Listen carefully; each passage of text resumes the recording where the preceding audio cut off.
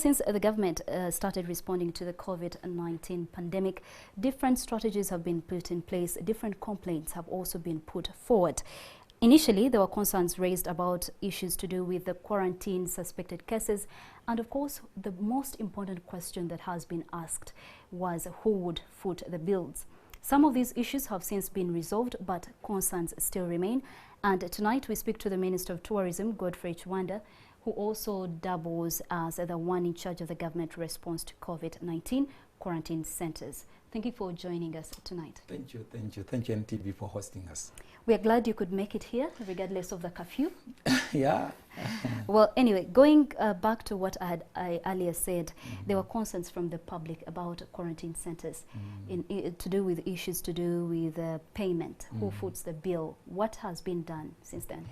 You know, when we started having receiving people from abroad, of course it caught us unaware. We had to do everything possible. First of all, not to let these people go to the public. At the same time, not to host them in a place where they could have a reinfection or infecting others. Especially if we had taken them to a hostel, you know, when they stay together, anything would have happened. So as government, the quickest thing that we thought about was to have the hotels. Of course, at first, we thought that people would be able to foot their bills, but time came when we had to come in as government to foot the bill.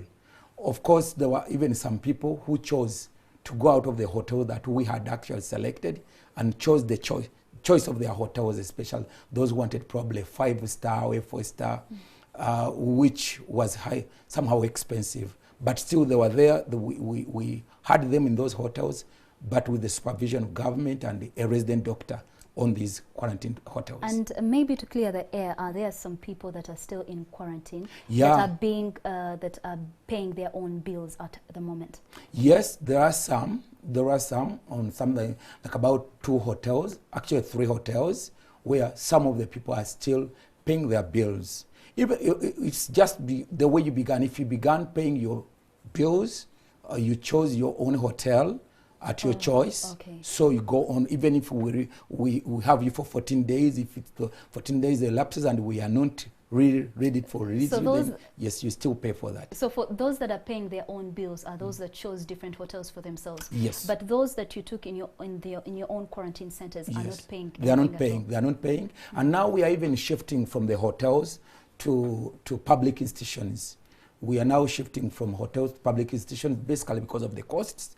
We now have a capacity to hold about 1,000 now in our public institutions. We have 4 institutions now in Entebbe. We've taken over Murago Paramedical School. We are now going to regions. We have now taken over all nursing comprehensive schools in the regional referral hospitals. Wherever you have a national nursing comprehensive school, training school, we are turning them into quarantine centers. And we are doing this because we don't want every district to do a quarantine center, because it's very difficult to manage 133 quarantine centers in every district. We are now putting out 30 of them. We've selected 16 referral hospitals to be our treatment centers, but also we have 16 school of nursing schools that we've actually taken over to really host these people. We are doing this basically because we want to reduce on the cost. Now that people have given us mattresses, we have blankets, so we are going to equip all these centers to be on standard. Well, I actually wanted to ask you the basis for choosing the different institutions that you're now using at quarantine centers. But before we go to that question, there were concerns about bringing different people together, some that tested earlier tested positive for COVID-19. The concerns were around why would the government bring everybody in one space compared to other countries where each person is put in quarantine in their own rooms. And these concerns, I would like actually to ask, have these been addressed now? Are people being quarantined in these different institutions that you've mentioned, but each having their own space? Yeah, we do. We have 2 committees that is handling this. My committee, I'm the chairperson of all the non-medical logistics that are required in these quarantine places.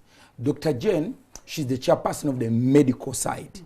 Me, I'm in charge of putting the quarantine centers in place and making sure they are comfortable for our clients. So but that's also true that we are now separating them. We actually, but the fact that we went to the hotels, why we went to the hotels, we wanted to make sure that at least we could be able to confine people in their particular rooms, not to mix them up. So now for every single person, maybe finally, which is going to be my final question to you, for every person that tests COVID or that needs to get into isolation or quarantine, they should be able, for a person watching us tonight that has been worried about the whole process, they should know that they will have their own space and they won't be able to pick it from another person they will find in quarantine. Yeah, true. You know, there are about 3 steps. One, if we suspect you, we take the quarantine. It's not because you are sick already. The quarantine is not actually, it's not a hospital. We take everyone.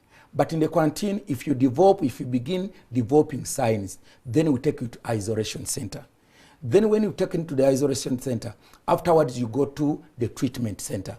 We've taken over all the referral hospitals, especially one of the sections, which is the mental section. We've taken it over in all the referral hospitals to be as our treatment centers. But before you go to the treatment center, you begin with the quarantine center. The quarantine center is basically these comprehensive nursing schools that we've taken over as government, and we are going to equip them fully. Why we are doing this? Because we don't want every district to become a quarantine center. We are now putting them at a regional level. And finally, they won't have to pay at all? No, they are not paying anything. They are not paying anything on this because now we have enough food, we have everything. Of course, we know there is a cost that goes on them, but government is going to foot it. And we want also to thank people that have actually contributed, because some of the things that you've given us are some of the things that we are going to use into our quarantine centers. Well, thank you so much for joining us in our studios tonight. We also wish you the best back home. Thank you. Well, that was it, and so I believe it is a relief for majority of us, knowing that just in case we need to go into isolation, we won't have to pay. The government has it under control.